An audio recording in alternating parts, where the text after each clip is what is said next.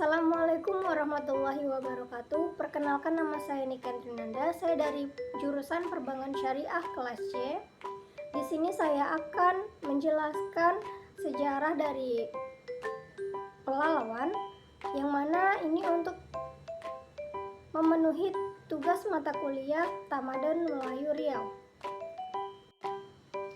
Baik, yang pertama kita masuk ke sejarah Kerajaan Pelalawan.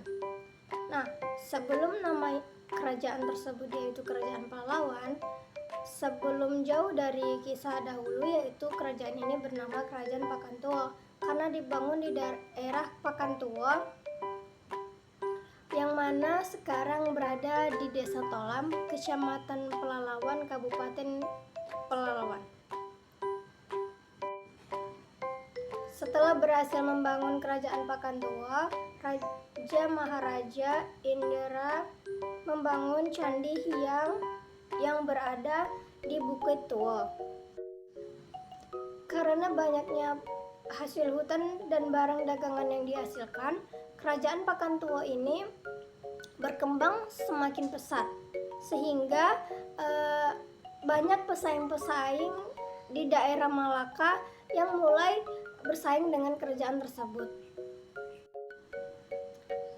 Nah, karena perkembangan Kerajaan Pakantua ini sangat pesat, ada satu kerajaan yaitu Kerajaan Malaka, yang mana Raja Malaka ini ingin menguasai Kerajaan Pakantua, sehingga terjadinya peperangan yang mana akhirnya Kerajaan Pakantua ini dimenangkan oleh Kerajaan Malaka.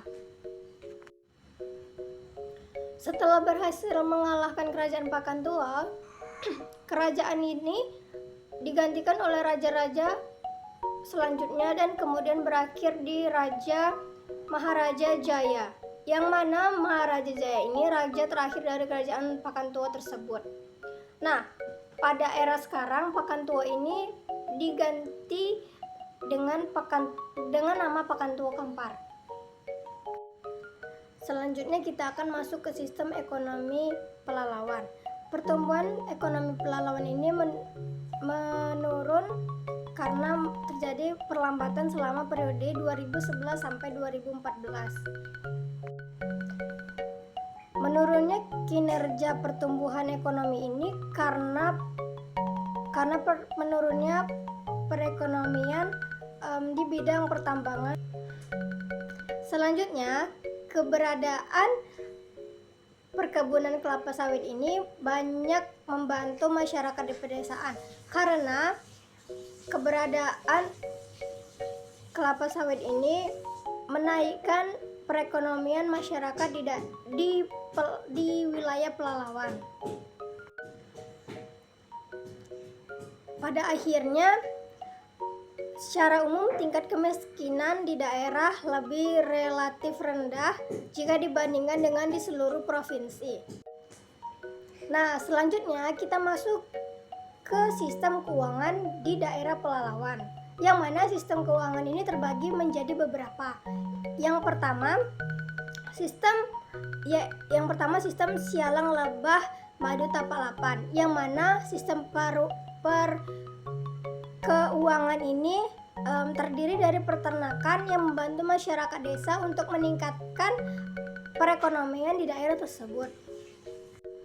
Nah, kemudian yang kedua ada larangan pernikahan sesuku, karena apabila ada pernikahan sesuku maka mereka menganggap ini akan mengakibatkan penurunan dari perekonomian di daerah itu.